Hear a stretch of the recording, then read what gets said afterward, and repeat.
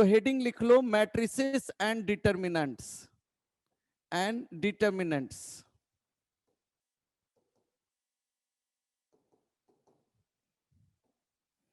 ये जो तुम्हारे सामने चैप्टर है ना, बहुत बहुत कूल चैप्टर है और सबसे बहुत इंपॉर्टेंट है। बोर्ड में भी इंपॉर्टेंट है और आईआईटी जेई में भी। मैं तुम्हें बताऊं, कई बार तो जेई एडवांस में, जेई मेन छोड़ो, जेई एडवांस में 3-3 क्वेश्चन इस चैप्टर से आए हुए हैं। 3-3 क्वेश्चन। तुम इससे अंदाजा लगा सकते हो कि जो रिलेशन फंक्शन चैप्टर पढ़ रहे हो ना, उससे जेई एडवांस में एक क्वेश्चन आता है और कई बार उस वो भी नहीं आता, कई बार एक भी क्वेश्चन नहीं आता है। ठीक है, लेकिन ये जो चैप्टर है इससे 3-3 क्वेश्चन आते हैं और जेई मेन में 2 क्वेश्चन और बोर्ड में भी अच्छे खासे क्वेश्चन इससे आ जाते हैं। तो इसलिए इस चैप्टर को हम लोग पढ़ें और इस चैप्टर में सिर्फ एक ही सेक्शन है जिससे क्वेश्चंस लगने में टफ फील होता है। एक सेक्शन है और वो है जो परमुटेशन कॉम्बिनेशन से कनेक्टेड है, जिसमें पूछता है फाइंड नंबर ऑफ मैट्रिसेस। वो थोड़ा डिफिकल्ट होता है, बाकी सारा सेक्शन आसान है इसका। ठीक है, तो स्टार्ट करते हैं। इसमें मैं बता दूं कि कौन कौन सा सेक्शन है। सबसे पहले अलजेब्रा ऑफ मैट्रिसेस, पहला हेडिंग है अलजेब्रा ऑफ मैट्रिसेस। ठीक है, उसके बाद second section multiplication of matrices है, मल्टीप्लिकेशन ऑफ मैट्रिसेस। तीसरा सेक्शन है डिटर्मिनेंट ऑफ मैट्रिसेस। जल्दी जल्दी लिखते भी जाना, डिटर्मिनेंट ऑफ मैट्रिसेस। चौथा सेक्शन है ट्रांसपोज ऑफ अ मैट्रिक्स। ये ऐसा सेक्शन है ट्रांसपोज ऑफ अ मैट्रिक्स जो पढ़ने में सबसे आसान, लेकिन इससे क्वेश्चन अक्सर टफ आए हैं अब तक का सबसे। ठीक है, टीचिंग नोट्स मिल जाएगा तो अच्छा रहेगा हमारा। ये ऐसा सेक्शन है जिससे ट्रांसपोज ऑफ मैट्रिसेस सब पढ़ने में सबसे आसान होगा और जबकि इससे क्वेश्चंस जो आए हैं अब तक का मैट्रिसेस का सबसे टफ क्वेश्चन इसी से आए हैं।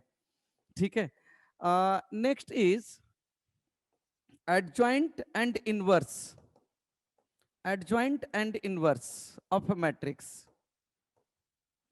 ठीक है, and next is elementary row transformation, ERT लिख लेते हैं शॉर्ट में, elementary row transformation. Next section is properties of determinant, properties of determinant.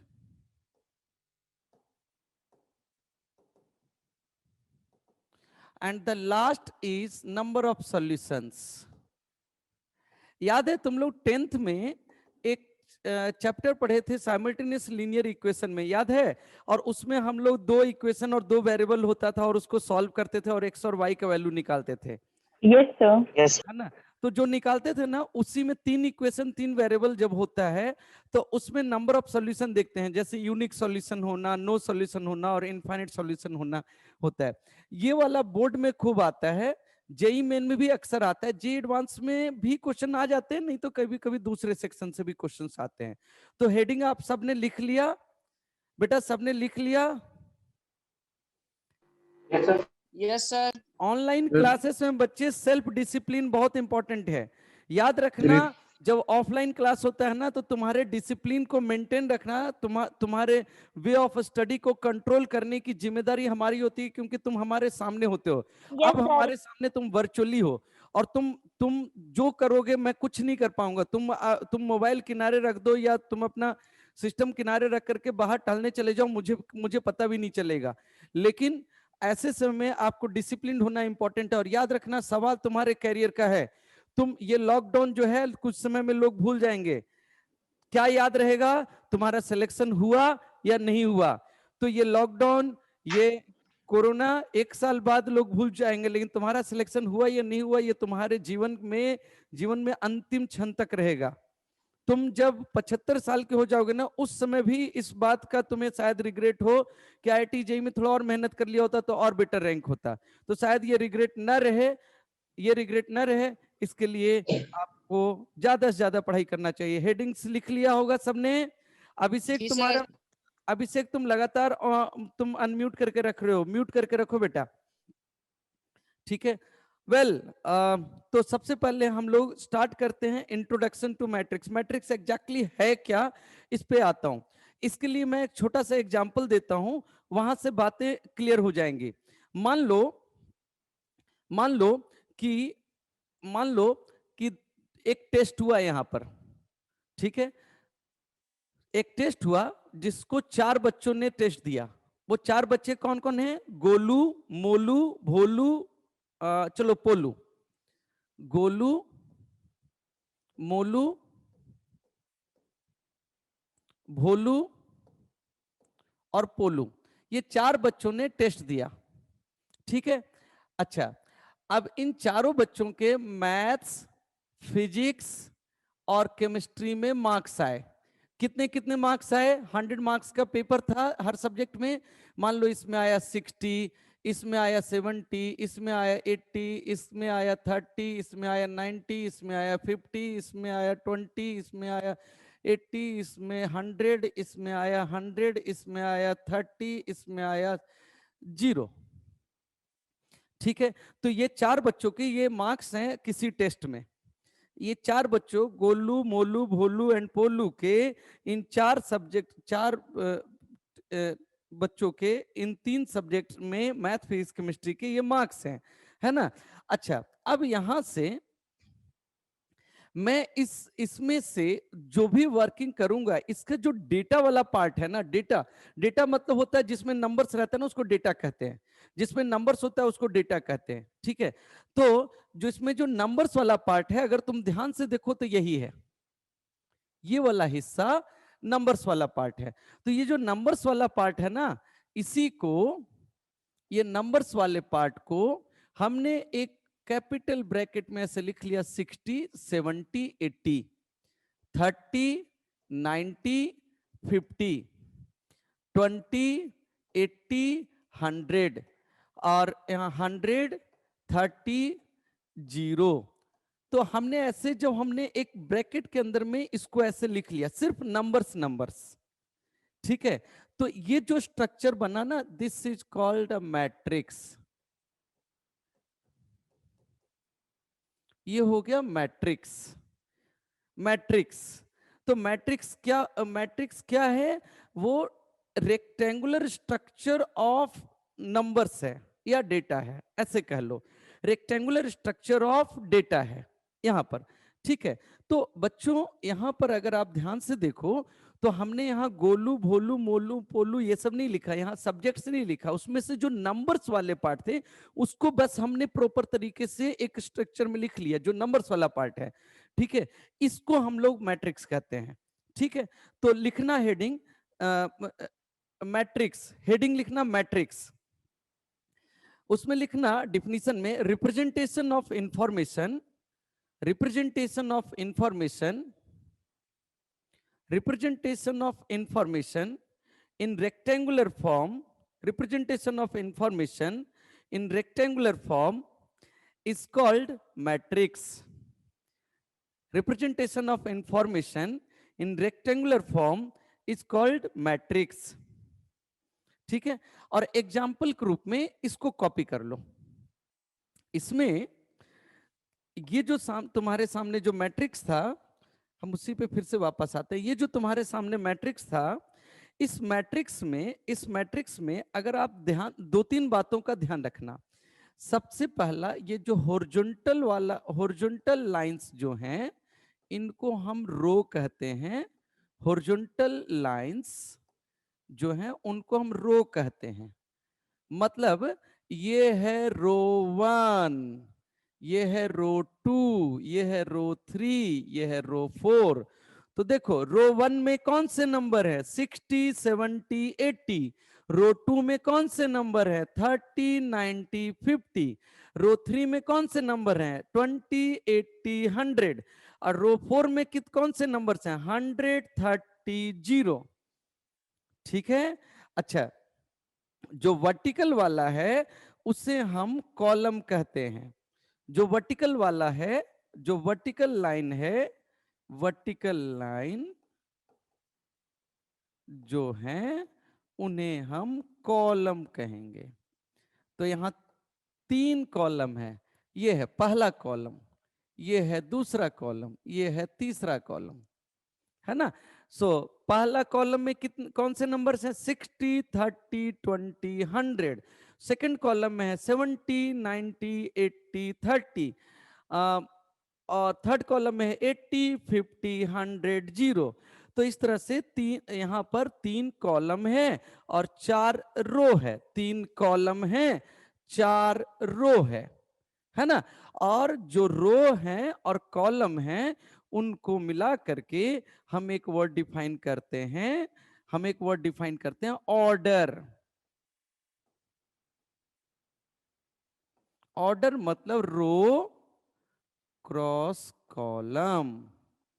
यहाँ क्रॉस लिखते हैं जरूर, लेकिन इसको रो बाई कॉलम बोलते हैं। बाई जैसे नहीं हम लोग बोलते हैं कि जैसे मान लो कोई भी साइज जैसे बोलना होता है, जैसे मान लो मेरे सामने बुकलेट है ना, तुम पूछोगे सर ये बुकलेट का साइज कैसा है, क्या है, तो मैं क्या बोलूंगा कि बेटा ये जो है ना 11/9 है। मतलब मैं क्या कहना चाह रहा हूं कि इधर वाला लेंथ 11 है और इधर वाला लाइन 9 है। तो किसी रेक्टेंगल के डायमेंशन को बताने के लिए, किसी रेक्टेंगल के डायमेंशन को बताने के लिए हम इधर वाला लेंथ और इधर वाला लेंथ बोलते हैं। अगर ये 11 है और ये 8 है तो हम बोलेंगे ये 11/8 है। तो मोमेंटम का जो बुकलेट तुम्हारे सामने है ये कौन से साइज का है? 11/8, है ना। तो किसी भी रेक्टेंगल को जैसे बोलते हैं ना, उसी तरह से हम मैट्रिक्स को बोलते हैं। मैट्रिक्स में पहले हम रो की गिनती और फिर कॉलम की गिनती। तो हम कहेंगे कि ये जो तुम्हारे सामने मैट्रिक्स है ये 4/3 ऑर्डर का है। 4/3 ऑर्डर, 4/3, है ना, 4/3 ऑर्डर है। यहां पर ध्यान देना कि इसको 3/4 नहीं बोलेंगे, हमेशा रो पहले तब बोलेंगे कॉलम, पहले रो तब कॉलम, ठीक है, पहले रो तब कॉलम, ठीक है। और इस तरह से यहां पर कितने ऑर्डर का है ये मैट्रिक्स? रो 4/3, 4/3, ठीक है। अच्छा सेकंड पॉइंट, सेकंड पॉइंट यहां पर हम लोग ये ध्यान रख लें, जैसे ये हो गया ऑर्डर। अच्छा, no no place no position can remain vacant. No position, no position can remain vacant. मतलब ये हुआ, मान लो जैसे मान लो यहां पर तुम कहे कि पोलू ने अगर मान लो कि फिजिक्स का टेस्ट नहीं दिया। अब तुम कहोगे सर फिजिक्स का टेस्ट उसने पोलू ने नहीं दिया। मान लो पोलू ने फिजिक्स का टेस्ट नहीं दिया, ठीक है। तो पोलू ने फिजिक्स का टेस्ट नहीं दिया तो तुमने इसको डिलीट कर दिया और यहां पर ब्लैंक हो गया कि भाई टेस्ट नहीं दिया। तो यहां ब्लैंक हुआ तो तुमने इसको भी ब्लैंक कर दिया। लेकिन ये ब्लैंक कर दोगे तो ये मैट्रिक्स नहीं रहेगा, क्योंकि मैट्रिक्स में हर पोजीशन पर कोई ना कोई नंबर होगा। अब तुम्हारे ऊपर है, तुम डिसाइड कर लो, तुम्हारे ऊपर है तुम डिसाइड कर लो कि तुम चाहते क्या हो। मतलब टेस्ट नहीं देने को 0 नंबर मानना चाहते हो या क्या मानना चाहते हो, मान लो। ऐसे नहीं हो सकता कि उसको खाली छोड़ दे, खाली नहीं छोड़ सकते, कोई भी पोजीशन खाली नहीं रह सकता, वहां कोई नंबर रहना चाहिए, चाहे वो 0 ही क्यों ना हो। मान लो मैंने कहा कि ऐसा है, कोई बच्चा टेस्ट नहीं देगा तो ध्यान रखना सबको उसको -10 मिल जाएगा। तो ठीक है, नहीं टेस्ट देने को -10 मानेंगे। हो सकता है नहीं टेस्ट देने को 10 नंबर माने, नहीं टेस्ट देने को 0 नंबर माने, जो मानना है मान लें, लेकिन मानना पड़ेगा और वहां कोई ना कोई नंबर रखना पड़ेगा टेस्ट नहीं देने के बावजूद भी। मतलब मैट्रिक्स में कोई पोजीशन खाली नहीं रह सकता। अच्छा, अब मान लो तुम कहे कि सर ऐसा है कि जो बच्चा टेस्ट नहीं देगा वहां पर एब्सेंट लिख देंगे, ए बी लिख देंगे, एब्सेंट नहीं, वो भी गड़बड़ है, ये भी नहीं अलाउड है, ये भी नहीं अलाउड है। एब्सेंट भी हम नहीं लिख सकते, because only numbers are allowed, only numbers are allowed as, only numbers are allowed as elements, only numbers are allowed as elements of a matrix. तो वहां पर हम absent नहीं लिख सकते। जैसे तुम कहोगे सर ये टेस्ट नहीं दिया था, यहां पर absent लिख दीजिए, absent लिख दीजिए, नहीं, ये absent भी नहीं लिख सकते, ये भी अलाउड नहीं है। ठीक है, वहां नंबर ही चाहिए। आई गेस तुम सबको समझ में आ रहा होगा, सबको समझ में आ रहा है? जी Yes, sir. sir. Yes sir. हाँ सर। ठीक है, तो अब देखो ये बात मैंने बोल दिया। अच्छा, अब यहां पर एक वर्ड आता है जनरल एलिमेंट। जनरल एलिमेंट, मुझे लगता है तुमने एपी तो पढ़ा होगा, एपीजीपी पढ़ा था कि नहीं? Yes sir, Yes, sir. AP GP है ना? एचपी। तो उसमें जब तुमने पढ़ा था तो वहां पर लिखते थे टीएन। टीएन का मतलब होता था जनरल Yes, टर्म। sir. क्या बोलते थे? जनरल टर्म, है ना? तो अब जनरल टर्म बोलते थे। यहां पर हमें जैसे वहां जनरल टर्म टीएन इसलिए बोल लेते थे, टी तो टी मतलब टर्म हुआ, और एन मतलब एन पोजीशन का टर्म, यही था ना? तो अब इसी चीज को हम लोग यहां पर कैसे बोलेंगे? यहां पर दो चीज बोलना पड़ेगा, हॉरिजॉन्टल साइड से कितना दूर और वर्टिकल साइड से कितना दूर। ठीक है, और इसी कारण से यहां पर जनरल एलिमेंट जो बोला जाता है वो ऐसे बोला जाता है, ए आई जे। ए मतलब टर्म, जैसे टी बोल रहे थे ना, उसी जगह तरह यहां लिखते हैं ए की जगह पर टी भी लिख सकते हो, कुछ भी लिख सकते हो। इंपॉर्टेंस यहां आई और जे का है। तो आई मतलब हो गया row number, element at ith row and jth column, element at ith row and jth column. ठीक है, अब जैसे मैं पूछूंगा, जिससे पूछूंगा वही बताएगा। चलो सबसे पहले अभिनय बताए। अभिनय ये बताओ, यहां पर ये जो सामने मैट्रिक्स है तुम्हारे सामने, इस मैट्रिक्स में बताओ बेटा A23 क्या है? अभिनय चाय पीने चला गया लगता है। हाँ आशुतोष, चलो तुम ही बताओ। 50।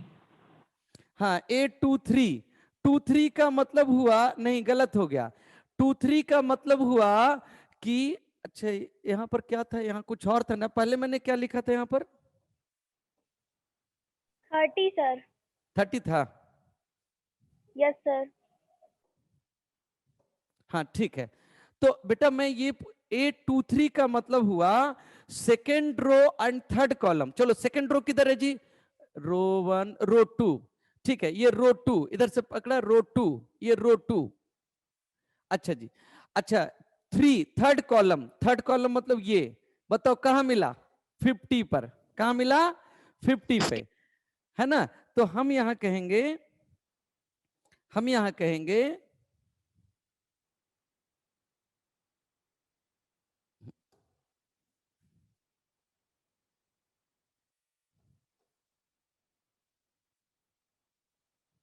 ये क्या हो गया, रुक जाओ। हाँ ठीक है, यहां पर ये जो नंबर है उसकी मैं बात करूं तो ये जो नंबर है ये A23 है। मतलब सेकेंड रो पर जाओ और थर्ड कॉलम पे जाओ, सेकेंड रो और थर्ड कॉलम पे कौन सा एलिमेंट पढ़ रहा है वही हो गया, तो ये हो गया 50, है ना?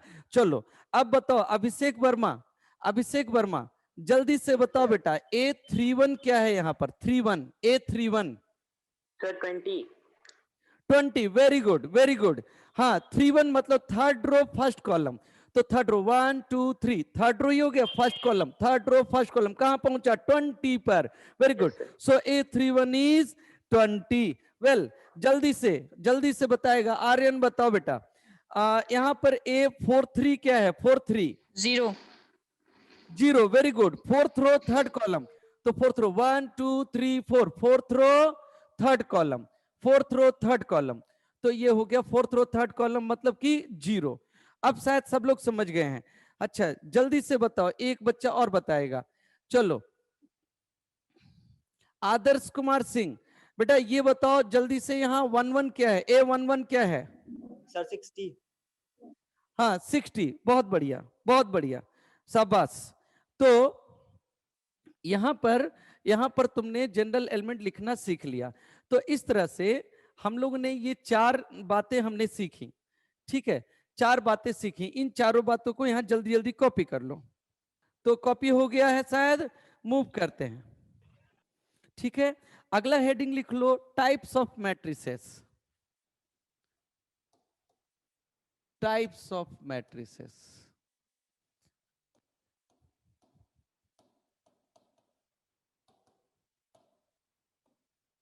Types of matrices. देखो बच्चों, देखो बच्चों, टाइप्स ऑफ मैट्रिसेस में हम लोग बेसिकली बहुत डिफाइन करेंगे, हॉरिजॉन्टल मैट्रिक्स क्या होता है, वर्टिकल मैट्रिक्स क्या होता है, ये सब चीजें।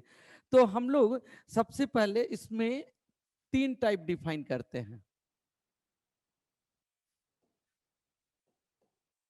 हॉरिजॉन्टल, वर्टिकल और square. Horizontal matrix, vertical matrix, square matrix, ठीक है। तो हॉरिजॉन्टल मैट्रिक्स, वर्टिकल मैट्रिक्स और स्क्वायर मैट्रिक्स समझो। अगर हम एक मैट्रिक्स को ऐसे लिखते हैं A m/n, तो हम कहेंगे m/n यहां ऑर्डर है। बताओ इस m/n के मैट्रिक्स में, अभय गुप्ता बताना बेटा, इस m/n के मैट्रिक्स में बताओ कि रो कितने हैं अभय? आर्यन? सर M हाँ m, ठीक है। और कितने कॉलम हैं? N n, very good. अगर हम m/n बोलते हैं तो इसका मतलब ये हुआ कि उसमें m रो है, m फॉर मंकी, m रो है और n कॉलम है, m रो है n कॉलम है, अगर m/n लिख रहे हैं। अब जरा बताओ बच्चे, जरा बताना, ये अभय गुप्ता लगता अभी अभी आया है इसलिए अभी जागने का कोशिश कर रहा है। हाँ आकांक्ष? Yes sir. हाँ तो आकांक्ष तुम अपना नाम बोलो तो। सर आकांक्ष। आकांक्ष, हाँ यस सर। ठीक है। तो आकांक्ष ये बोलना कि ये जो मैंने पकड़ा है बुकलेट को, ये जो बुकलेट मैंने पकड़ा है, ये Yes, sir. बुकलेट हॉरिजॉन्टली पकड़ा है या वर्टिकली पकड़ा है मैंने? हॉरिजॉन्टली। हॉरिजॉन्टली।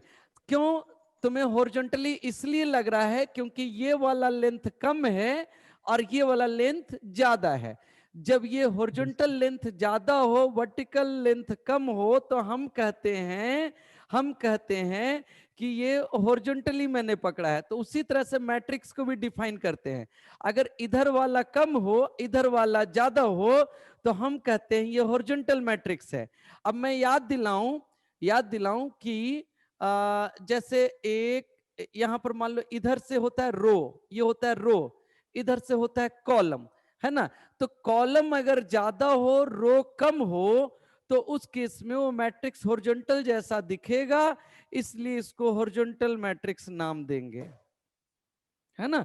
तो जैसे यहां पर हम कह लें कि जिसमें m कम हो n ज्यादा हो, ठीक है। जैसे मैं यहाँ के एग्जाम्पल लिखता हूं, देखो मान लो मैंने मैट्रिक्स लिखा 2 3 5 -1 0 4। तो इसमें ध्यान से देखो तो ये हॉरिजॉन्टल जैसा दिख रहा है तुम्हें? नहीं, हॉरिजॉन्टल जैसा नहीं दिख रहा है। इसमें ये हॉरिजॉन्टल जैसा दिख रहा है क्योंकि इसमें रो कम है, कॉलम ज्यादा है। तो जो हॉरिजॉन्टल जैसा दिखे वो हॉरिजॉन्टल मैट्रिक्स हो गया, ठीक है। और उसी तरह से ये बताओ जल्दी से, अच्युत सिंह बोलना बेटा कि ये जो मैंने पकड़ा है अभी मैट्रिक्स, अभी ये बुकलेट को मैंने हॉरिजॉन्टल पकड़ा है, वर्टिकल पकड़ा है? सर वर्टिकल पकड़े हैं। वर्टिकल, इसलिए वर्टिकल तुम्हें दिख रहा है क्योंकि इधर वाला ज्यादा है ये लेंथ और इधर वाला कम है। इधर वाला क्या होता है? कॉलम। इधर वाला क्या होता है? रो। तो हम कहेंगे जिसमें रो ज्यादा हो, कॉलम कम हो, वो वर्टिकल मैट्रिक्स होगा।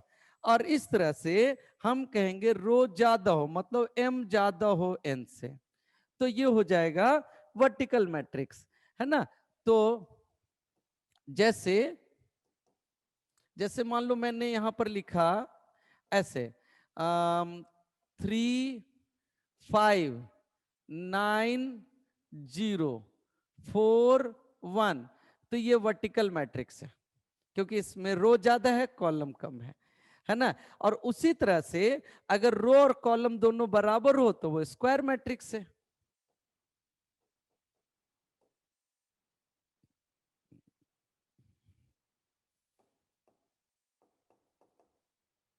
है ना। जैसे जैसे मान लो मैंने ऐसे लिखा 531, 992, 140, तो ये है स्क्वायर मैट्रिक्स। स्क्वायर मैट्रिक्स का बड़ा इंपॉर्टेंस होता है बच्चे, क्योंकि बहुत सारी चीजें स्क्वायर मैट्रिक्स में ही डिफाइंड है। जैसे सिमेट्रिक मैट्रिक्स, आगे मैं पढ़ाऊंगा ये सब वर्ड, अभी बस ऐसे बोलते जा रहा हूं। जैसे सिमेट्रिक होता है, symmetric matrix, adjoint matrix, adjoint of a matrix, inverse of a matrix, बहुत सारा चीज जो है ना सिर्फ और सिर्फ स्क्वायर मैट्रिक्स में ही अप्लीकेबल होता है ना। अच्छा, तो अच्छा, हॉरिजॉन्टल मैट्रिक्स में अगर एक ही रो है तो उसको हम रो मैट्रिक्स कहते हैं। तो हॉरिजॉन्टल मैट्रिक्स का ही एक स्पेशल केस होता है, रो मैट्रिक्स। रो मैट्रिक्स मतलब जिसमें एक ही रो हो। अच्छा, जिसमें एक ही रो हो मतलब ऐसा मान लो मैट्रिक्स मैंने लिख दिया, ऐसे लिखा 3, 5, 9, तो ये रो मैट्रिक्स है। रो मैट्रिक्स है क्योंकि इसमें एक ही रो है, ठीक है। अच्छा, वर्टिकल मैट्रिक्स में क्या एक स्पेशल केस होता है, कॉलम मैट्रिक्स। कॉलम मैट्रिक्स का मतलब हो गया, अच्छा कॉलम मैट्रिक्स को कई बार कॉलम मैट्रिक्स बोल देते हैं, कई बार इसी को कॉलम वेक्टर भी बोल देते हैं, कॉलम वेक्टर। ध्यान देना, मैं वेक्टर बोल जरूर रहा हूं, लेकिन इस जो वेक्टर तुमने पढ़ा है फिजिक्स में या मैथ्स में जो पढ़ने वाले हो उससे कोई इसका कनेक्शन है, बस बोलने का तरीका होता है इसलिए बोल देते हैं। ये कॉलम मैट्रिक्स को कई बार कॉलम वेक्टर भी बोल देते हैं, उसी तरह से रो मैट्रिक्स को कभी कभी रो वेक्टर भी बोल देते हैं, मतलब जिसमें एक ही कॉलम हो। जैसे मान लो ऐसे लिखा 919, तो ये हो गया तुम्हारा कॉलम मैट्रिक्स, ठीक है। अच्छा, एक सिंगलटन मैट्रिक्स बोलते हैं, सिंगलटन, सिंगलटन मैट्रिक्स।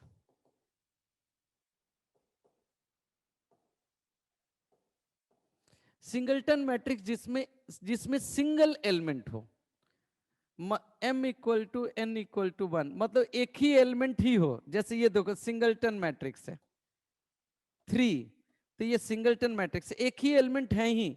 और जानते हो जिसमें एक ही एलिमेंट होता है ना, वो देख करके पता ही नहीं चलता कि मैट्रिक्स है। अगर मैं ऐसे ही 3 लिख के दे दूंगा तो तुम्हें समझ में नहीं आएगा कि मैट्रिक्स का क्वेश्चन है, तुम्हें लगेगा कि अच्छा ये ग्रेटेस्ट इंटीजर फंक्शन होगा, लेकिन ऐसा नहीं है, ये सिंगलटन मैट्रिक्स है बेटा। तो हम लोग सिंगलटन मैट्रिक्स पढ़ रहे हैं, ये सिंगलटन मैट्रिक्स जिसमें सिंगल एलिमेंट हो।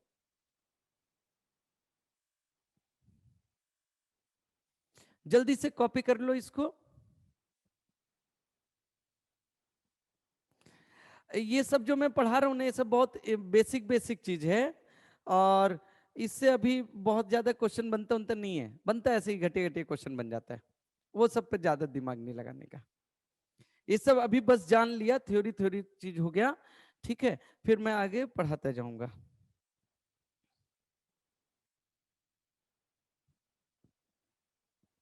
हो गया सर। हो गया, जी सर। Yes sir. ठीक है। तो ये हम लोगों ने पढ़ लिया सिंगलटन मैट्रिक्स। चलो अब एक चीज और है, एक वर्ड और हम लोग बोलते हैं नल मैट्रिक्स। नल मैट्रिक्स, तो नल मैट्रिक्स का मतलब जिसमें नल मैट्रिक्स जिसमें सारे एलिमेंट जीरो हो, ऑल एलिमेंट्स जीरो, तो उसको नल मैट्रिक्स कहते हैं। सर ये किसी का टाइप है या स्पेशल केस है? ये जस्ट एक स्पेशल केस है। जैसे नॉर्मल अलजेब्रा में जैसे जीरो होता है ना, उसी तरह से ये नल मैट्रिक्स होता है। नल मैट्रिक्स का बिहेवियर वैसे ही होता है। और नॉर्मली इसको ऐसे लिखते हैं, जैसे ऐसे लिखे, मान लो ऐसे लिखा। ये ध्यान देना, मैं जीरो नहीं लिख रहा हूं, ओ लिख रहा हूं। ओ 2/3 तो हम कहेंगे, इसको बोलेंगे नल मैट्रिक्स ऑफ ऑर्डर 2/3। इसको हम लोग पढ़ेंगे, ये है null matrix of order, null matrix, इसको जीरो मैट्रिक्स भी बोल देते हैं। नल मैट्रिक्स ऑफ ऑर्डर 2/3 इसका मतलब ऐसे, 2/3 मतलब 2 रो और 3 कॉलम का नल मैट्रिक्स। और नल मैट्रिक्स मतलब सारे एलिमेंट जीरो, बस ऑर्डर डिफाइन कर लिया। ऐसे हर ऑर्डर का एक एक नल मैट्रिक्स होगा, हर ऑर्डर का एक एक नल मैट्रिक्स होगा। क्यों अस्मिता, समझ में आया? Yes sir. सर हाँ जी सर। सर जैसे नल मैट्रिक्स अगर दे दे उसमें सर हॉरिजॉन्टल वर्टिकल नहीं पूछ सकता है सर, उसमें केवल नल मैट्रिक्स ही पूछेगा। मतलब फिर से बोलो। सर जैसे नल नल मैट्रिक्स में केवल नल वाला ही देखेंगे सर, उसमें हॉरिजॉन्टल वर्टिकल भी देखेंगे।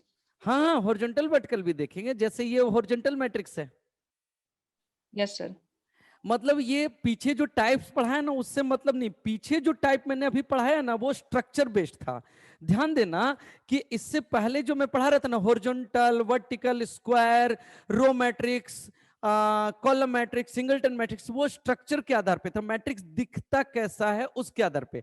और ये जो नल मैट्रिक्स है, ये जो वर्ड है ये एलिमेंट्स आधारित है, जिसके सारे एलिमेंट जीरो हो जाए वो नल मैट्रिक्स है। ठीक है, तो एलिमेंट आधारित ये टाइप हो गया। ठीक है, ओके सर, तो ओके सर। नल मैट्रिक्स भी हॉरिजॉन्टल हो सकता है, वर्टिकल हो सकता है, सिंगलटन हो सकता है, स्क्वायर हो सकता है, रो मैट्रिक्स हो सकता है, वो हो सकता है कुछ भी। ठीक है, उससे मतलब पीछे जो मैंने बताया ना उससे इसका मतलब नहीं, एलिमेंट्स के आधार पे है। ठीक है, अच्छा एक चीज और है, जैसे जो स्क्वायर मैट्रिक्स मैंने अभी बताया था ना, स्क्वायर मैट्रिक्स का अपना अपना बड़ा इंपॉर्टेंस होता है। ठीक है, और तो हम लोग अभी स्क्वायर मैट्रिक्स में आते हैं फिर से। जैसे स्क्वायर मैट्रिक्स है ना कोई, अगर स्क्वायर मैट्रिक्स है तो उसमें रो कॉलम बराबर होता है, तो हम उसको ऐसे लिख देते हैं, ऐसे an, एक मैट्रिक्स है ए जो n ऑर्डर का है और स्क्वायर मैट्रिक्स है। हाँ, जीरो मैट्रिक्स और नल मैट्रिक्स सेम होता है, सेम होता है। और ये पूछा है अस्मित, तुम डायरेक्ट क्यों नहीं पूछे? अस्मित या Asmita, I guess Asmita. Ashmita sir. हाँ हाँ अस्मिता, तुमने डायरेक्टली क्यों नहीं पूछा? ये अनम्यूट करके सीधे बोल दिया करो, क्योंकि ये क्लास ऐसे भी क्लास में अनम्यूट का चॉइस दे रखा है, तो डायरेक्ट बोल दिया करो, लिखने में मेहनत लग जाता है। ठीक है, एनीवे और तो यहां पर स्क्वायर मैट्रिक्स अगर हमने an लिखा तो इसका मतलब हुआ, इसका सर मतलब अगर एक ही नंबर का मैट्रिक्स हो तो अगर रो और कॉलम में एक एक नंबर ही एक ही नंबर सारे रो और कॉलम में हो तो उस मैट्रिक्स को कुछ कहेंगे या वो अच्छा कुछ और होगा? अच्छा, तुम कहना चाह रहे हो कि ऐसा एक मैट्रिक्स जिसमें सारे सारे एलिमेंट सेम हो, एक ही नंबर यस हो। सर। नहीं, यस उसका सर। कोई स्पेशल नाम नहीं है, उसका कोई स्पेशल नाम नहीं है। ठीक है, अच्छा ओके सर। अच्छा an अगर हमने लिखा ना तो हम इसको बोलेंगे, इसका मतलब हो गया square matrix of order n। और ऑर्डर n का मतलब हुआ ऑर्डर n का मतलब हुआ n by n, n by n, n by n order जो होता है ना उसी को n बोल देते हैं, क्योंकि जब स्क्वायर मैट्रिक्स है तो अंडरस्टूड है कि पहला n होगा तो दूसरा भी तो n ही होगा, इसलिए 2 बार n बोलने का क्या मतलब है? n स्क्वायर हो जाएगा। अरे नहीं, ये इनटू नहीं है, ये इनटू नहीं है, ये बोलने का तरीका है। ये जो क्रॉस है ना, इसको इनटू मत समझना, ये जो क्रॉस है इसको मैं 2 into 3 नहीं बोल रहा हूं, तुम ध्यान दे रहे हो, मैं बोल रहा हूं 2/3, और बाई का मतलब डिवीजन नहीं हुआ, 2/3 ऑर्डर, ठीक है, वो बस लिखने का तरीका है, that is not 2 into 3 equal to 6, ठीक है? Yes sir. हाँ, तो अगर हम एक square matrix of order n लिखते हैं तो वो an हो गया, n बाई n ना बोल करके ऑर्डर n बोल देते हैं। अब जैसे मान लो मैं तुम्हें कहूं कि ये देखो बेटा ये स्क्वायर है, मैंने बोला कि ये स्क्वायर है, ठीक है, और मैंने कहा इधर है ये 5 सेंटीमीटर, तो तुम पूछोगे क्या कि सर इधर वाला कितना है, 5 ही है कि कुछ और है? पूछोगे क्या? जब No, मैंने sir. बोल दिया, नो सर। जब मैंने बोल दिया कि स्क्वायर है तो एक साइड अगर 5 तो दूसरा साइड भी तो 5 ही होगा, तो बार बार 5 बोलने की जरूरत क्या है ना? अच्छा, अब अगर एक स्क्वायर मैट्रिक्स उठाते हैं, जैसे ये कॉपी कर चुके हो क्या तुम लोग? जी sir. Yes sir. Yes, sir. Yes sir. Yes, please. ठीक है, तो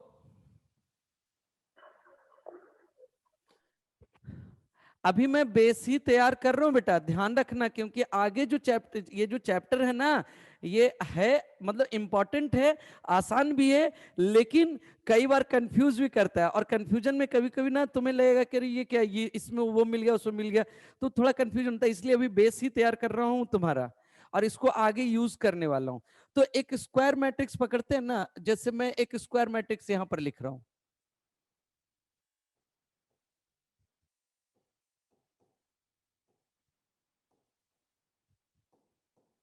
मैं इधर लिखता हूं एक स्क्वायर मैट्रिक्स, जैसे मैंने लिखा यहां पर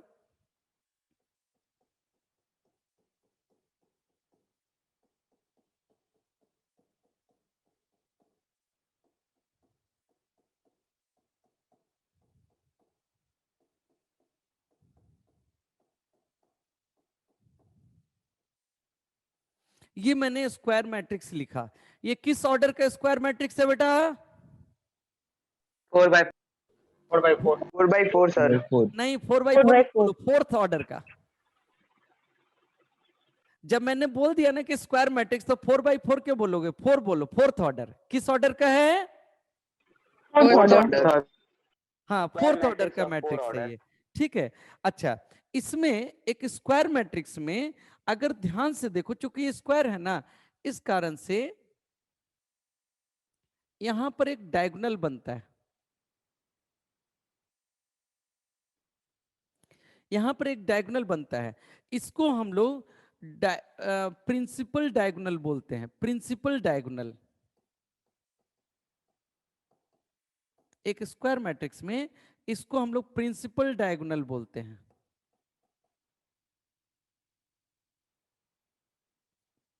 ठीक है। अच्छा, प्रिंसिपल डायगोनल के बारे में एक अच्छी बात मैं बताऊं, वो बताने के लिए तुम खुद बोलना, जरा सब लोग बोलना, तुम लोग जल्दी से बोलो, ये कौन सा पोजीशन है? 1/1 1 बाई 1 1 नहीं बोलो, 1 1 1 1 में आई वर्ड यूज नहीं होता है, 1 1 कौन सा Yes, ठीक है। पोजीशन है? 1 A11 हाँ 1 1, ये कौन सा पोजीशन है? 2 2 ये पोजीशन 2 3 3 2 3 3 ये 3 पोजीशन 4 4 4।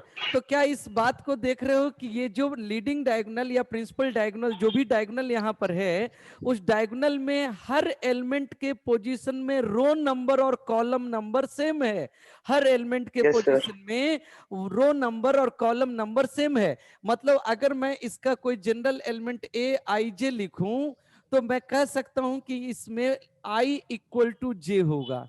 लीडिंग डायगोनल और प्रिंसिपल डायगोनल एक ही वर्ड होता है, तो प्रिंसिपल डायगोनल के हर एलिमेंट में I और J बराबर होता है, मतलब उसका रो नंबर और कॉलम नंबर सेम होता है, ठीक है। डायगोनल के नीचे, प्रिंसिपल डायगोनल के नीचे जो पार्ट है, इसको हम लोअर ट्रायंगल बोलते हैं, लोअर ट्रायंगल।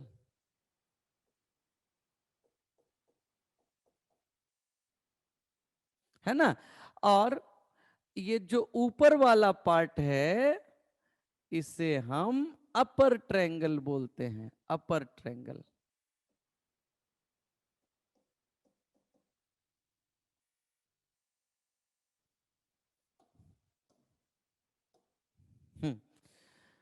तो चलो बच्चों जल्दी से बताना, मुझे जल्दी से बताना, लोअर ट्रायंगल के एलिमेंट्स पर मैं मार्क कर रहा हूं। ये कौन सा पोजीशन? 2 2 2 2 1 1 2 1 sir. 1 2 1, 1 ये sir 3 1 3 3 1, 1 3 2 2 3 2 3 2 3 2, ये 4 3 1 1 4 1 4 1 4 1 sir. ये 4 2 4 2 ये 4 3 4 3 एक चीज देख रहे हो कि लोअर ट्रायंगल में हमेशा पहला नंबर जो रो वाला नंबर है वो बड़ा है और कॉलम वाला नंबर छोटा है। Yes sir yes sir. है ना। तुम देखो 2 1, ये 2 1, ये 3 1 कम हो रहा है, 3 2 4 1 4 2 4 3। तो लोअर ट्रायंगल के एलिमेंट्स में रो नंबर ज्यादा होगा, कॉलम नंबर कम होगा। लो आई जो है जे से बड़ा होगा, आई होता है रो नंबर, जे होता है कॉलम नंबर। ठीक है। अच्छा अपर ट्रायंगल में जल्दी जल्दी बताओ ये पोजीशन 1 2 1 2 1 2 1 2 3 1 3 1 1 3 4 1 1 4 4 2 2 3 3 2 2 3 3 2 2 4 2 4 3 4 4 3 4 3 3 4 4 3 नहीं 3 3 4 4। 3 4 सही है तो इसमें रो नंबर कम है, कॉलम नंबर ये ज्यादा है। मजा तो है। अपर ट्रायंगल में कॉलम नंबर बड़ा नंबर होता है और लोअर ट्रायंगल में रो नंबर बड़ा नंबर होता है और डायगोनल में रो नंबर और कॉलम नंबर सेम होता है। ठीक है। अच्छा इसमें इसमें यहां पर एक चीज ध्यान देना कि ए आई जे एंड ए जे आई, इनको हम कॉन्जुगेट एलिमेंट्स कहते हैं, कॉन्जुगेट एलिमेंट्स। है ना।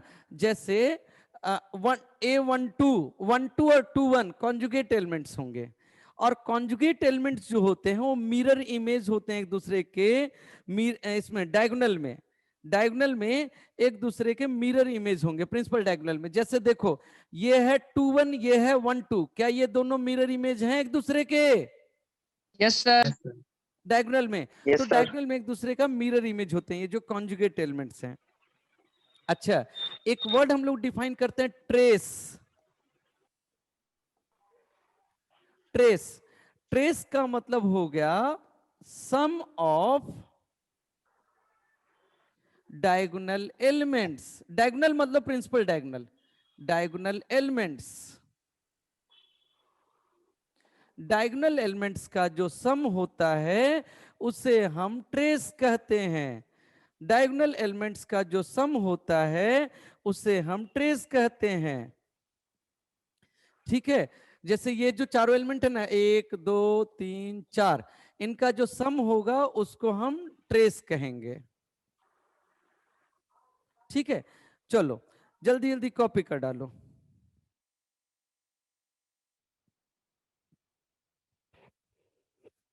सर हो गया हो गया सर हो गया सर सर कैसे कह सकते हैं कि मिरर इमेज है? क्या बोल रहे हो अभिषेक? सर कैसे कह सकते हैं कि मिरर इमेज है?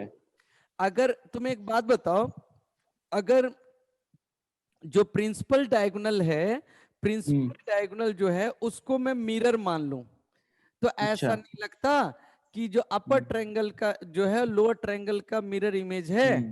हाँ है ना। तो उसके कोरस्पॉन्डिंग एलिमेंट्स अगर देखो तो मिरर इमेज दिखेंगे। ठीक है। All right. ठीक है। अब स्क्वायर मैट्रिक्स में भी, स्क्वायर मैट्रिक्स में भी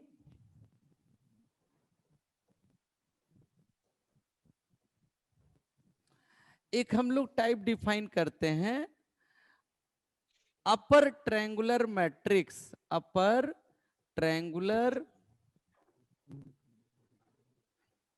मैट्रिक्स। एक हम लोग डिफाइन करते हैं लोअर ट्रायंगुलर मैट्रिक्स।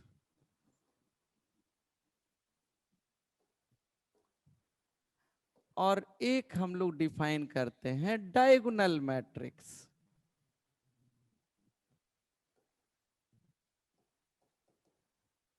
ठीक है, अपर ट्रायंगुलर मैट्रिक्स का मतलब हो गया जिसमें लोअर ट्रायंगल के सारे एलिमेंट जीरो हो जाए। अपर ट्रायंगुलर मैट्रिक्स का मतलब हो गया जिसमें लोअर ट्रायंगल के सारे एलिमेंट्स जीरो हो जाए। ठीक है, मतलब ऐसा कुछ दिखेगा, ऐसा कुछ दिखेगा। जैसे मान लो स्क्वायर मैट्रिक्स में लिख रहा हूं ना, और स्क्वायर मैट्रिक्स में ये सब बात करते हैं। जैसे ये देखो, ये हो गया 0 0 0। अच्छा, एक चीज देख पा रहे हो, इसका जो लोअर ट्रायंगल है उसके सारे एलिमेंट जीरो हैं कि नहीं? Yes sir. Yes sir. Yes, sir. है ना?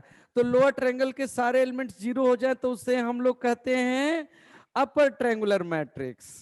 अच्छा, अपर ट्रायंगल के सारे एलिमेंट्स जीरो हो जाएं तो उसे हम कहते हैं लोअर ट्रायंगुलर मैट्रिक्स। जैसे समथिंग 0 0, समथिंग समथिंग 0, समथिंग 0 0।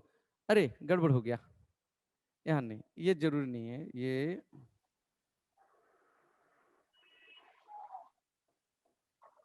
ये भी नहीं।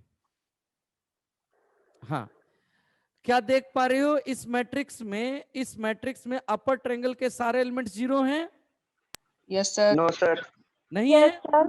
अपर ट्रायंगल No, के क्या sir. सारे एलिमेंट जीरो नहीं है? नहीं है, क्योंकि सर वो नहीं है? नीचे वाले क्रॉस है, नीचे वाले क्रॉस है सर। वो डायगोनल है। डायगोनल है ना? देखो ये है डायगोनल, Sir. ऐसे समझो, ये है डायगोनल, ये है अपर ट्रायंगल और ये है लोअर ट्रायंगल। क्या अपर ट्रायंगल के सारे एलिमेंट जीरो नहीं है? है सर। है सर, है ना? तो अपर ट्रायंगल के सारे एलिमेंट जीरो हो जाएं तो वो लोअर ट्रायंगुलर मैट्रिक्स है, और लोअर हमको सारे एलिमेंट जीरो हो जाएं तो वो अपर ट्रायंगुलर मैट्रिक्स है। और अगर लोअर और अपर दोनों ट्रायंगल के सारे एलिमेंट जीरो हो जाएं तो वो डायगोनल मैट्रिक्स है। जैसे ये देखो, समथिंग 0 0 0, समथिंग 0 0 0, समथिंग। ये बताओ अपर, इस वाले में अपर ट्रायंगल के क्या सारे एलिमेंट जीरो हैं? Yes sir. Yes, sir. Yes, sir. Upper triangle के सारे एलिमेंट जीरो हैं? Yes sir. Yes, sir. Yes. और इसलिए जब अपर ट्रायंगल और लोअर ट्रायंगल के सारे एलिमेंट जीरो हो जाएं, केवल डायगोनल वाले रह जाएं, तो हम उसे डायगोनल मैट्रिक्स कहते हैं। ठीक है, तो ये तुम्हारे पास डायगोनल मैट्रिक्स हो गया, ये हो गया तुम्हारा डायगोनल मैट्रिक्स। ठीक है, और डायगोनल मैट्रिक्स में ही, अगर डायगोनल मैट्रिक्स का ही एक स्पेशल केस होता है स्केलर मैट्रिक्स। स्केलर मैट्रिक्स, तो स्केलर मैट्रिक्स का मतलब हुआ जो डायगोनल वाले एलिमेंट सब बराबर हो जाए, जैसे k 0 0 0 k 0 0 0 k, तो हम कहेंगे ये स्केलर मैट्रिक्स है, हम कहेंगे कि ये स्केलर मैट्रिक्स है। ठीक है, और स्केलर मैट्रिक्स में अगर डायगोनल वाले स्केलर डायगोनल मैट्रिक्स का ही एक स्पेशल टाइप स्केलर मैट्रिक्स है जिसमें डायगोनल वाले तीनों एलिमेंट सेम हो जाएं, और वो जो तीनों सेम एलिमेंट है अगर वो 1 हो जाए तो उसको हम यूनिट मैट्रिक्स कहते हैं। यूनिट मैट्रिक्स या identity matrix, identity matrix, unit matrix या आइडेंटिटी मैट्रिक्स। जैसे ऐसे समझो, ये हो गया 1 0 0 0 1 0 0 0 1।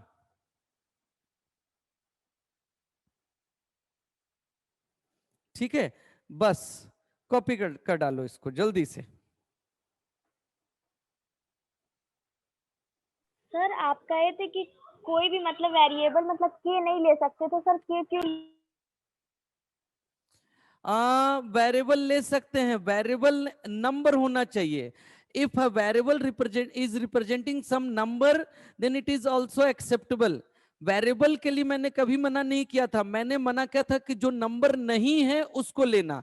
जैसे एब्सेंट, तो एब्सेंट का किसी नंबर को रिप्रेजेंट कर रहा है तो कोई दिक्कत नहीं है, लेकिन एब्सेंट अगर किसी नंबर को नहीं रिप्रेजेंट कर रहा है तब वो एलिमेंट के रूप में नहीं यूज हो सकता. ठीक है. Okay sir. Done, sir. All right.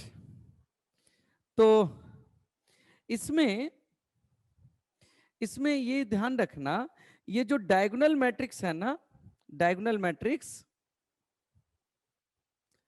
जैसे मान लो ऐसे लिखा है ना, मान लो 3 0 0 0 5 0 0 0 1, तो हम कहेंगे ये डायगोनल मैट्रिक्स है, तो इसको हम लोग कभी कभी ऐसे भी लिख देते हैं DIAG. DIAG का मतलब डायगोनल, और करली ब्रैकेट के अंदर में नंबर्स लिख दिया 3 5 1, डायगोनल वाले नंबर्स लिख दिया, करली ब्रैकेट में डायगोनल वाले नंबर्स लिख दिया, तो इसको डायगोनल मैट्रिक्स कह देंगे. ऐसे भी लिख देते हैं हम लोग डायगोनल मैट्रिक्स को, DIAG लिख दिया तो डायगोनल मैट्रिक्स है, उसको डायगोनल वाले एलिमेंट लिख दिया, अंडरस्टूड है कि बाकी के एलिमेंट जीरो हो जाएंगे. ठीक है. अच्छा, ये जो आइडेंटिटी मैट्रिक्स होता है ना, आइडेंटिटी मैट्रिक्स मान लो ऐसे लिखा 1 0 0 0 1 0 0 0 1, तो इसको हम लोग I3 लिख देते हैं. I3 का मतलब कि थर्ड ऑर्डर का आइडेंटिटी मैट्रिक्स. उसी तरह से मान लो सेकेंड ऑर्डर का है तो ऐसे लिख देंगे 1 0 0 1, तो इसको हम लोग लिख देंगे I2 का मतलब सेकेंड ऑर्डर का आइडेंटिटी मैट्रिक्स. अगर मान लो ऐसे लिखा है, ऐसे सिर्फ ऐसे, तो इसको लिख देते हैं I1, मतलब फर्स्ट ऑर्डर का आइडेंटिटी मैट्रिक्स. तो एक काम करना, अब तुम लोग जल्दी जल्दी अपना बुकलेट निकालो. बुकलेट सबके पास है? Yes sir. यस चलो सर. बुकलेट निकालो, क्योंकि इंट्रोडक्शन हो गया. अब इंट्रोडक्शन के बाद अलजेब्रा ऑफ मैट्रिसेस पर आऊंगा. चलो जल्दी जल्दी अपना बुकलेट निकालो, फास्ट. तो बच्चों ये तुम्हारा बुकलेट सामने है, जिसका पहला पेज मेरे सामने, तुम्हारे सामने है.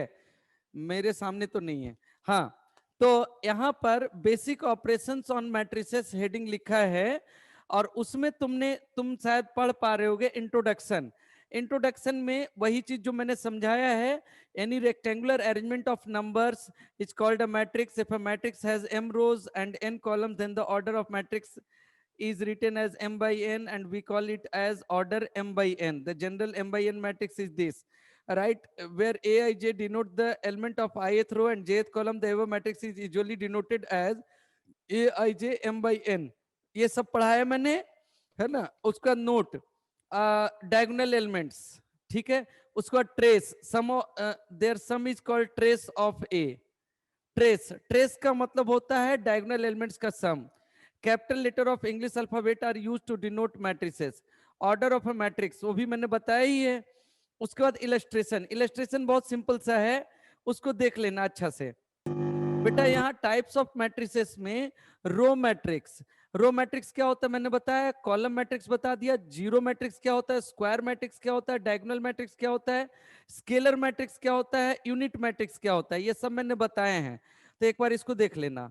अच्छा, उसके और आगे अपर ट्रायंगुलर मैट्रिक्स क्या होता है, लोअर ट्रायंगुलर मैट्रिक्स क्या होता है, ये सब समझाया है मैंने, है ना. अच्छा, अब उसके बाद अगले पर हम लोग आ रहे हैं operations on matrices. Sir operations on matrices, अगला हेडिंग लिख लो.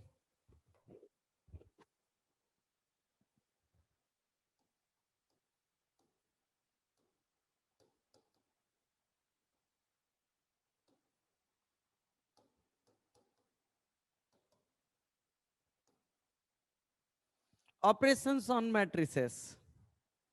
वेल बच्चों, सबसे अच्छा चीज जानते हो मुझे क्या लग रहा है, मैं इतने देर से जुड़ा हूं इस क्लास में, और हर बार मैं पार्टिसिपेंट्स की काउंटिंग देख रहा हूं. अभी 28 दिख रहा है मुझे, और ये 28 एकदम जब से हैं वैसे ही हैं। ये शो करता है कि बच्चे अब जो, जैसे पिछले साल जब मैं ऑनलाइन पढ़ा रहा था तो पता चला बच्चे 28 हुए, फिर 15 हो गए, फिर 30 हो गए, फिर 16 हो गए। तो वो उसका मतलब ये है कि बच्चा कभी इन हो रहा था, कभी आउट हो रहा था। लेकिन अच्छी बात, आज मैं ऑनलाइन क्लास पहली बार ले रहा हूं और मुझे अच्छा चीज ये लग रहा है कि जितने बच्चे हैं जो जुड़ गए से जुड़े हुए हैं, और ये बहुत अच्छी चीज है। और तुम लोग इसी जोश के साथ पढ़ाई करते रहो, और विश्वास करो इसी तरह से पूरा इंडिया पढ़ रहा है, तुम्हारे कंपटीटर्स भी पढ़ रहे हैं। ये तुम में से कुछ बच्चे ऐसे हैं जो जैसे तुम्हारे बैच में एक बच्चा बोला सर अब ऑफलाइन होगा तभी पढ़ाई करूंगा। तो बड़ा ये सब ना, वो सब इंतजार मत करो, वो लॉकडाउन ये सब अपने अपनी चीजें हैं। ऑनलाइन क्लास ऑफलाइन क्लास जो है जैसे है बस पढ़ना है जी, छोड़ना नहीं है। ठीक है, तो ऑपरेशंस ऑन मैट्रिसेस, इसमें एक दो छोटी मोटी बातें कर लूं फिर ऑपरेशंस पर आ जाता हूं। पहला है कंपेरेबल।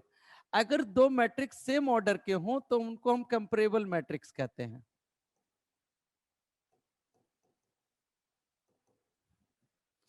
इसको लिखना, if two matrices are of same order,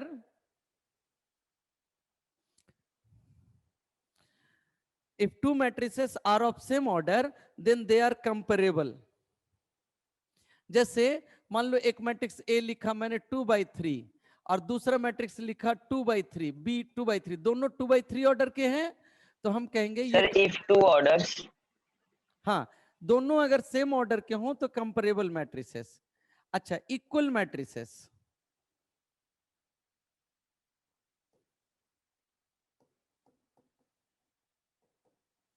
दो मैट्रिक्स अगर इक्वल तब होते हैं जब दोनों सेम ऑर्डर के हों, दोनों सेम ऑर्डर के हों, और दोनों सेम ऑर्डर के हों और साथ ही साथ दोनों के एलिमेंट सेम हो, सभी सेम एलिमेंट्स हों तो वो इक्वल मैट्रिसेस हैं। दो मैट्रिक्स के लिख लेना, if two matrices are of same order and there corresponding elements are equal, if two matrices are of same order and their corresponding elements are equal, their corresponding elements are equal, then we say they are equal matrices. Then we say they are equal matrices. Then we say they are equal matrices. sir, and their corresponding, And their corresponding elements are equal. And their corresponding elements are equal. Then we say they are equal matrices. Then we say they are equal matrices. They are equal matrices. ठीक है, जैसे एक छोटा सा question मैं देता हूं।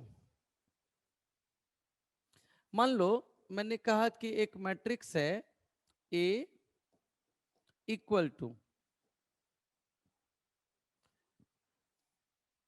x square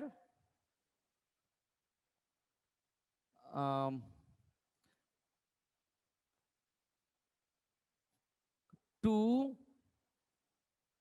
3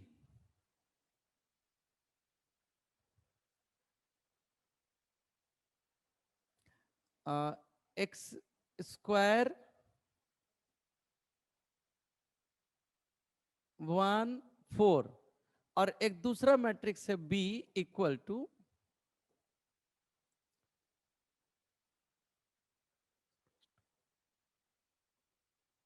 3x minus 2 x square, sorry नहीं यहाँ x स्क्वायर, यहाँ 2, यहाँ 2, यहाँ 3, यहाँ x स्क्वायर, यहाँ 1, यहाँ x प्लस 2। फाइंड x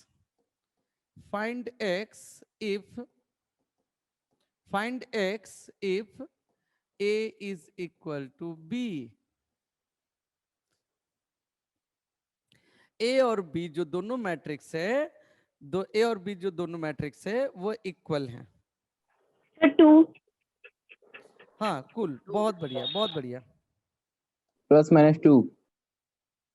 नहीं जी, गड़बड़ हो गया। सर 2। 2 होगा केवल। हाँ, 2 सही बताया तुमने। देखो बेटा, बहुत सिंपल। अच्छा, तुम लोग मैट्रिसेस पढ़ चुके हो क्या? No sir, first no time. Sir. No sir. Sir 10th में पढ़े थे। सर पढ़ चुके हैं। हाँ हाँ, नहीं पढ़े सर। चलो। तो यहां पर ए और बी मैट्रिक्स को बराबर होने के लिए जरूरी है कि सभी corresponding एलिमेंट इक्वल हो। तो देखो, एक्स स्क्वायर को 3x - 2 के इक्वल होना पड़ेगा। तो हम लोग लिखेंगे, सर x की वैल्यू 2 आएगी। हाँ जी हाँ जी, x square equal to 3x - 2। ठीक है। अच्छा, ये 2 और ये 2 इक्वल तो है ही, ये 3 और ये 3 इक्वल तो है ही, ये एक्स स्क्वायर और ये x + 2 इक्वल होना चाहिए। तो एक्स स्क्वायर और x + 2 इक्वल होना चाहिए। Very good. अच्छा, यहां से ये 1 और ये 1 इक्वल होना चाहिए, है ही। ये 4 और ये एक्स स्क्वायर इक्वल होना चाहिए। मतलब करस्पॉन्डिंग एलिमेंट सब इक्वल होना चाहिए। तो इसको अब सॉल्व करें तो एक्स स्क्वायर -3x + 2 = 0, और यहां से आ गया x = 1 और 2। अच्छा, यहां से हो जाएगा एक्स स्क्वायर -x - 2 = 0, तो यहां से आएगा x = 2 और -1, और यहां से एक्स स्क्वायर -4 = 0, तो x = 2 और -2। अब हमें ऐसा x चाहिए जिसमें सभी इक्वल हों, तो यहां से हम x = सिर्फ 2 लेंगे। ध्यान देना, दो मैट्रिक्स तभी इक्वल हैं जब सभी corresponding एलिमेंट्स इक्वल हों, है ना। गुड। तो ये हो गया आपका दो मैट्रिक्स का इक्वलिटी। अब एडिशन ऑफ मैट्रिसेस, तीसरा पॉइंट लिखना। सबको समझ में आ रहा है? जी sir. Yes sir. Yes sir. Sir जैसे ही मैंने बोला कि नंबर एकदम कांस्टेंट है, वैसे ही एक घट गया। ओके, तो चलो, तो मैं एडिशन ऑफ मैट्रिसेस,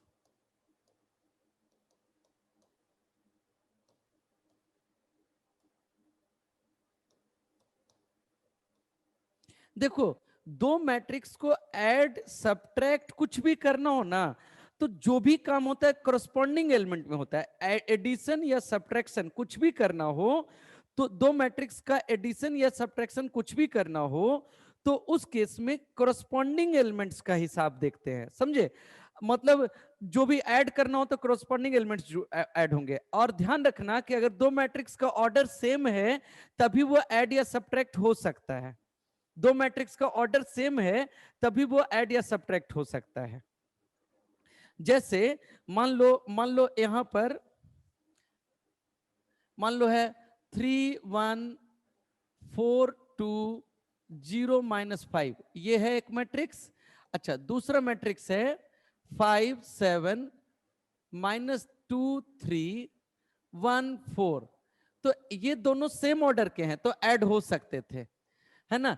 3 और 5 8 corresponding एलिमेंट देख रहे हो, इधर का 3 इधर का 5, दोनों 1 1 पोजीशन वाला ऐड होकर के 8। ये 1 2 पोजीशन वाला 1 1 2 पोजीशन वाला 7 ऐड होकर के 8। 2 1 पोजीशन 4 2 1 पोजीशन पर -2 मिलकर के 2 2 2 पोजीशन पे 2 2 2 पोजीशन पे 3 5। फिर वैसे 0 और 1 1 -5 और 4 -1, समझे।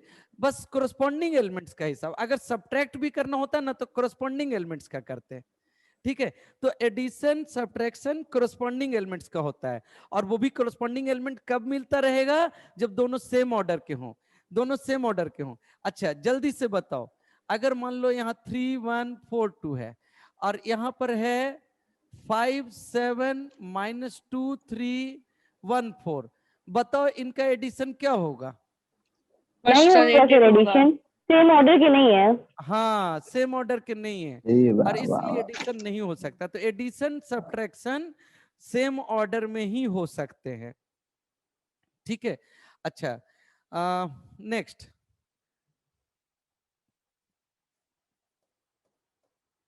मल्टीप्लीकेशन बाय अ नंबर,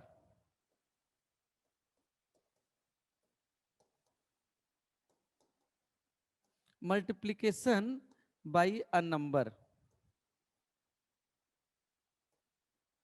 किसी नंबर से जब मल्टीप्लाई करने की बारी आए किसी मैट्रिक्स को, जैसे मान लो के के से हमने इसमें मल्टीप्लाई करना है 321,504, तो सीधे सीधे सभी में के मल्टीप्लाई हो जाएगा, सीधे सीधे सारे एलिमेंट में। तो ये हो जाएगा 3k, ये हो जाएगा 2k, ये हो जाएगा 1k, ये हो जाएगा 5k, ये 0k को 0 ही रहने दो, ये 4k।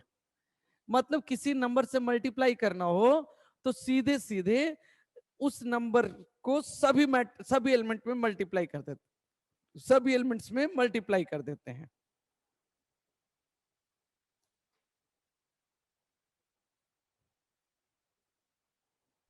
टाइम हो। सर यहाँ पे अगर कोई इक्वेशन हो, जैसे कि की जगह पे कोई इक्वेशन हो, तब क्या करेंगे? इससे बोलो बेटा। सर जैसे कि के की जगह पे अगर कोई इक्वेशन हो, लीनियर इक्वेशन, तो तब क्या करेंगे? नहीं, के की जगह अगर कोई लीनियर इक्वेशन हो, लीनियर स्ट्रक्चर है कि लीनियर इक्वेशन है? लीनियर इक्वेशन किसी में मल्टीप्लाई नहीं होता है। सर जैसे x² + 4 हो गया। हाँ, तो वो एक्सप्रेशन है, तो कोई x² + 4 सब में मल्टीप्लाई हो जाएगा। ठीक है सर। ठीक है ना?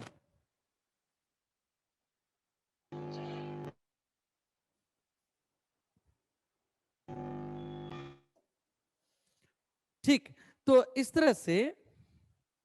तरह से हमने आपको ऑलमोस्ट बेसिक चीजें सब बता दी। अभी तक के जो स्ट्रक्चर बताया ना मैंने, इससे ये अभी बहुत टेढ़ा लंगड़ा होता नहीं है। ठीक है, बहुत सिंपल सिंपल होता है। अब जरा अपने बुकलेट को खोलना, अपने बुकलेट को खोलना तुम लोग, और बुकलेट में मैंने ये 1.3 पर ध्यान दो। 1.3 यही तुम्हारे बुकलेट में पहला बताया है, कंपेरेबल मैट्रिसेस, तो दो मैट्रिक्स के कंपैरिजन होने से रिलेटेड बातें हैं। ठीक है, फिर दूसरा है इक्वलिटी ऑफ मैट्रिसेस, तो दो मैट्रिक्स का इक्वल कब होता है ये मैंने बताया है। ठीक है, फिर उसके बाद यहाँ इलस्ट्रेशन है, इलस्ट्रेशन में वही किया है जो मैंने अभी एक्स निकलवाया था ना, वैसे ये क्वेश्चन है। उसी तरह से अगला इलस्ट्रेशन है।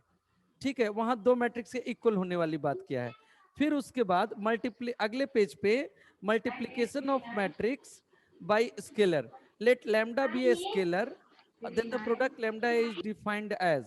तो यहाँ पर ये मैंने बताया, ये स्केलर का मतलब नंबर होता है। जैसे कहते हैं ना स्केलर का मतलब कोई नंबर, जैसे के से मल्टीप्लाई किया था वही चीज है ये। ठीक है, इसमें लैम्डा से मल्टीप्लाई कर लिया है।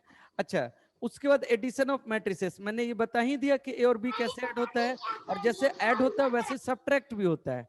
तो यहाँ सब्ट्रैक्शन ऑफ मैट्रिसेस है। ये जो प्रॉपर्टीज लिखा है ना, एक बार देख लेना, वो नॉर्मल है, मतलब ये नहीं भी पढ़ा रहते ना तो भी तुम जानते हैं इस चीज को।